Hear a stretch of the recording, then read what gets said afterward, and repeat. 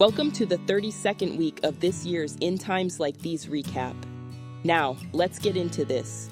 Starting with Quinlan Franklin, who meets with her boyfriend Ben Russo, informing him that she accepted Pacho Torres's offer to speak about her affair with Ben's father Gianni. He wonders why she can't just write up a public apology instead of having an entire conversation about her affair. Quinlan answers that it's impersonal and can't risk people thinking that she's fake. Ben questions if Quinlan doesn't think people will assume that she's only speaking about the affair to advance her career. She answers that it isn't her main goal, stating that she wants the public to see that. Her overall goal is to bring closure to the scandal. When Yulisa Torres asks her older sister Nichelle if she's upset because of Nichelle's boyfriend Zeke Franklin, Nichelle admits that it's the reason, but doesn't tell her sister that Zeke is addicted to watching X-rated videos.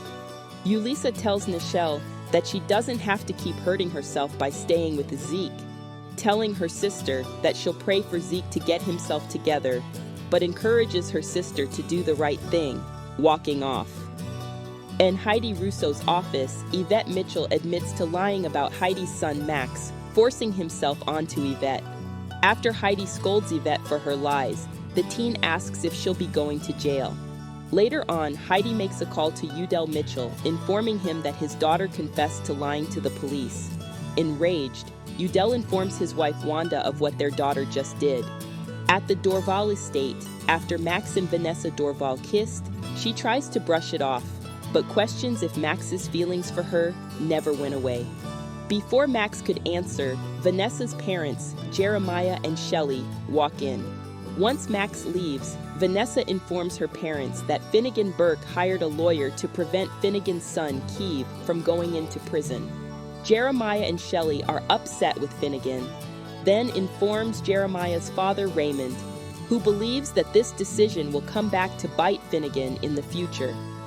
Jeremiah enters Finnegan's office, scolding him for trying to keep Keeve from paying for hurting Vanessa. As for Finnegan, he reminds Jeremiah how he tried to protect JJ after JJ shot Devontae Torres. Furious, Jeremiah reminds Finnegan that JJ shot Devontae in self-defense, stating that JJ was also not in his right mind. Finnegan begins to ask Jeremiah how he's so sure Keeve was in his right mind. Frustrated, Jeremiah points out that Keeve plotted out everything by putting cameras in a teddy bear, sending Vanessa threatening texts, and following Max with a knife. Even though Finnegan reminds Jeremiah that Keeve didn't harm anyone, Jeremiah exclaims that Keeve has harmed Vanessa by giving her nightmares. Just as Finnegan tells Jeremiah that he'll get Keeve help, Jeremiah states that Finnegan wouldn't be saying that if Kiev weren't his son. Since Kiev is Finnegan's son, Finnegan tells Jeremiah that he'll do whatever it takes to protect Kiev. Jeremiah warns Finnegan that he'll regret it if Keeve doesn't end up in prison. Finnegan responds by telling Jeremiah how he hopes that wasn't a threat, especially because of how much he respects him. Jeremiah promises that it's not a threat, but tells Finnegan that he has lost his respect and has made himself an enemy to his family, especially a family who serves God, which Jeremiah tells Finnegan that going against a God-fearing family is the last thing he wants to do, then walks off. Dr. Terry Murphy has her son Keeve's suitcase in the living room, kicking him out. As for Keeve, he feels like his mother always wanted him out of her life. His claims is something that Terry sees as ridiculous, trying to assure Keeve that if she didn't want him, then she wouldn't have had him. The response Keeve gives is that she knew she couldn't get rid of him since she knew Finnegan would leave her, but she realizes it was a waste of time since Finnegan ran off to get with other women. Hearing this makes Terry feel like Finnegan would be proud, telling Keeve that she had years of dealing with Finnegan and refuses to deal with a carbon copy of Finnegan for another number of years. Max is on the phone with Vanessa as he's about to share his true feelings for her.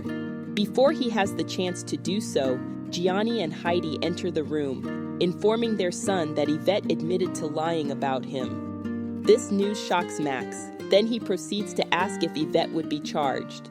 His parents inform him that Yvette could spend a year in prison for lying. He reminds his parents that Yvette dropped the charges, wondering if it's worth her losing a year of her life over her lie.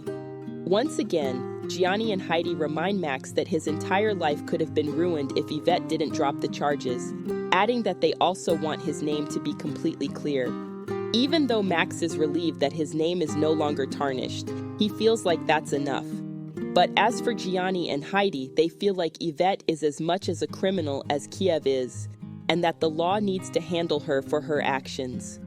After giving Yvette some time alone after being in custody, Udell and Wanda ask their daughter why she confessed.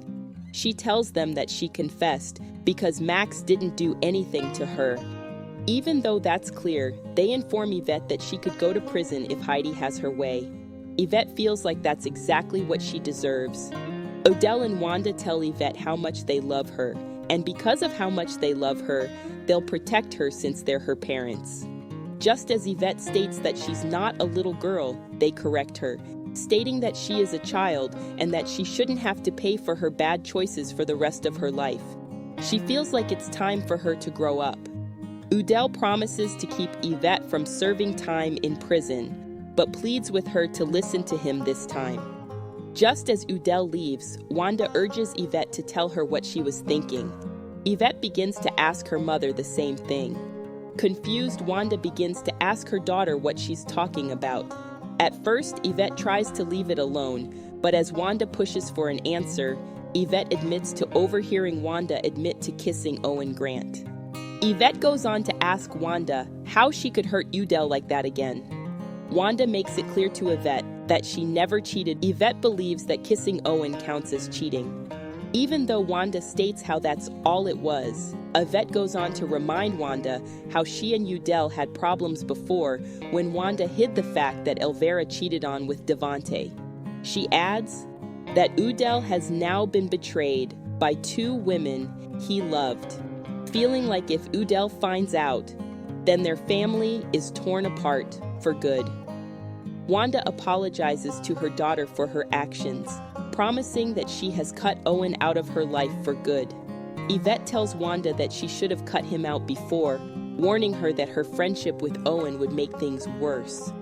Upon hearing this, Wanda asks if that's why Yvette admitted to lying. As for Yvette, she felt like Owen would want nothing to do with Wanda if he knew that she lied about Max this entire time. What Yvette wants is for their family to stay together, feeling like Udell needs to stay in the dark. Once Yvette walks off, Wanda weeps. Owen is approached by Heidi, who basically gloats about being right by calling Yvette a liar, then proceeds to ask the assistant district attorney to prosecute Yvette. Arriving at Finnegan's house, Harley Drake asks Finnegan what's wrong. Finnegan informs his lover that Terry kicked Keeve out. Harley spits out that Terry must have kicked Keeve out so that he wouldn't get in the way of what she does in her free time. Confused, Finnegan asks his lover what she meant by that. Since Harley doesn't want her lover to know that Alan and Terry are having an affair, she changes the subject by asking Finnegan if he minds having Keeve full-time. He goes on to inform Harley that Jeremiah confronted him and fears that the Dorvals will be a problem for him going forward. Just as Alan steps into Terry's apartment, she greets him with kisses. Surprised by her behavior, he stops her, asking what's going on. She informs Alan that Kiev is no longer her problem, and that they can spend as much time as they'd like. Alan tries to tell his lover that he doesn't want to just sleep with her when she's mentally unstable. Annoyed at this point, Terry tells Alan that they could either hook up or he could get out. Alan tells Terry that she doesn't have to hide her feelings from him and that he's willing to listen. Terry goes on to tell Alan how she doesn't feel like admitting to him how she failed as a mother.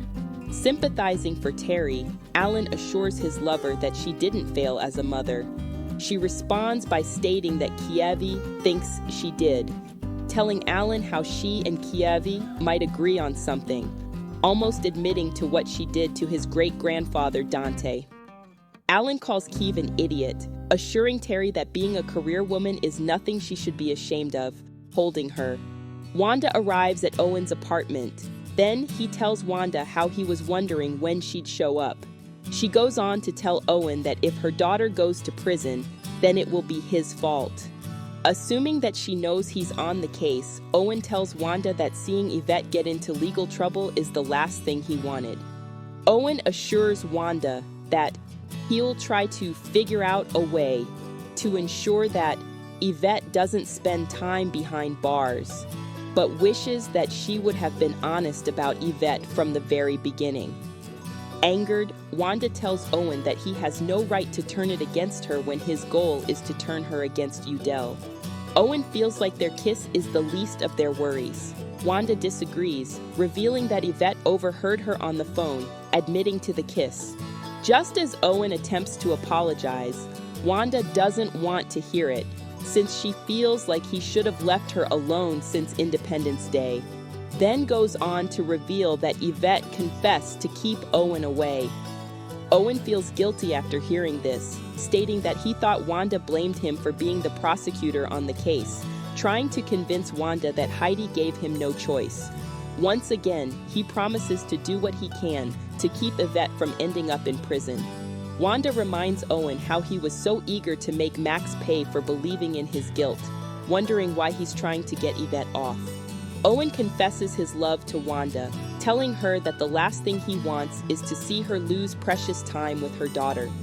The two almost kiss, then Wanda backs off, telling Owen that she needs to work with Udell to figure out how he plans to keep Yvette from ending up in prison, walking out. Odell arrives at Finnegan's office, handing the police commissioner a restraining order the Dorvals filed against Kiev. At the Dorval estate, Jeremiah tells his wife Shelley that he wanted to make sure Vanessa and JJ wouldn't have to bump into Kiev once the school year starts up again. To their dismay, Finnegan arrives, scolding the Dorvals for filing the restraining order against Kiev and their lack of forgiveness. The Dorvals explain that they don't have hatred for Kiev or even Finnegan, but also state that God entrusted them to protect Vanessa, and that forgiving someone doesn't mean they gain their trust again. Finnegan tells the Dorvals how they're not going to drive Kiev out of the school, stating how he'll fight the restraining order, just like he'll keep Kiev out of prison, walking out. Pacho Torres and Vivian Jones enjoy time together in Vivian's apartment as Pacho expresses how eager he is to take her out in public. Vivian reminds Pacho that they'll spend time together publicly once she becomes the next CEO of Russo Jewelers. When Pacho asks Vivian what her next step is, she reveals that she's going after Clarice Russo's shares since she's an easier mark, because Clarice never told her husband Lorenzo or anyone else that Vivian is Lorenzo's illegitimate daughter. Before she could confront Clarice, Vivian wants to make sure that Clarice is public enemy number one in her own family. Isabel Torres visits Elvira's grave, apologizing for her ignorance of Elvira's affair with Isabel's ex-husband Devante and Devante's role in Elvira losing her life. To her surprise, Isidore Russo approaches her. The two former lovers speak on Max's issues with Yvette and Kiev. Just as Isidore tells Isabel how much he still cares about her, Isidore's mother Clarice arrives, scolding Isabel for being anywhere near Elvira's grave. Once Isabel leaves, Isidore scolds his mother for always throwing in the fact that Isabel terminated the pregnancy after her got her pregnant, which was Isabel's greatest regret. Clarice feels no sympathy for Isabel, telling her son how sloppy he is for allowing Isabel in his life and hiring Vivian. Isidore reveals to Clarice that Vivian's last name is Jones, then walks away from his mother. Upon hearing Vivian's last name, Clarice is troubled since the last name Jones reminds Clarice of her darkest secret. Can't get enough of the crazy world of In Times Like These. Then, treat yourself to a binge watch of In Times Like These. Don't forget to like, comment, share, and subscribe. You're not ready for what's to come, but tune in anyways.